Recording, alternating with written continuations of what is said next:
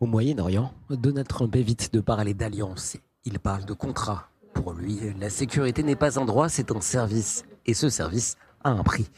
Depuis son retour à la Maison-Blanche il y a un an, le Golfe est redevenu l'un des piliers de sa diplomatie transactionnelle. Arabie Saoudite, Qatar, Émirats Arabes Unis, des partenaires oui, mais avant tout des clients stratégiques. Premier message de Donald Trump aux monarchies, America First, protection ensuite.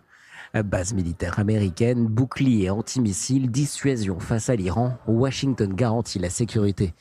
En échange, Riyad, Doha et Abu Dhabi achètent massivement des armes, investissent aux États-Unis et stabilisent les marchés de l'énergie. L'Arabie saoudite reste la pièce maîtresse. Malgré l'affaire Khashoggi, malgré les critiques sur les droits humains, Mohamed Ben Salman demeure l'interlocuteur privilégié.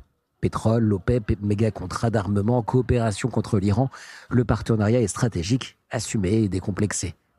Face à lui, le Qatar joue une partition habile. Hôte de la plus grande base américaine de la région, Al Udeid, Doha est indispensable à l'armée américaine, mais mène aussi sa propre diplomatie, parfois en décalage avec Riyad. Trump, hier accusé d'avoir attisé la crise entre le Qatar et l'Arabie saoudite, se pose aujourd'hui en arbitre pragmatique qui accepte volontiers les cadeaux de Doha, comme ce Boeing 747 d'une valeur de 400 millions de dollars.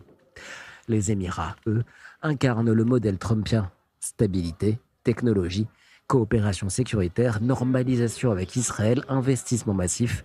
Abu Dhabi est devenu un partenaire stratégique global, militaire et économique. Mais le contexte a changé. Face au risque de guerre régionale avec l'Iran, les monarchies du Golfe ne veulent plus servir de terrain de confrontation. Elles poussent désormais Washington à la retenue, craignant que l'escalade ne menace leurs économies et leur régime. Résultat, un rapport de force nouveau. Trump négocie, les monarchies marchandes, jouant sur la concurrence entre Washington et les pays du BRICS. Chacun protège ses intérêts, chacun fixe ses lignes rouges. Dans le Golfe, version Trump, l'idéologie s'efface. Ce qui compte, ce sont les garanties, les contrats et le prix à payer pour la sécurité.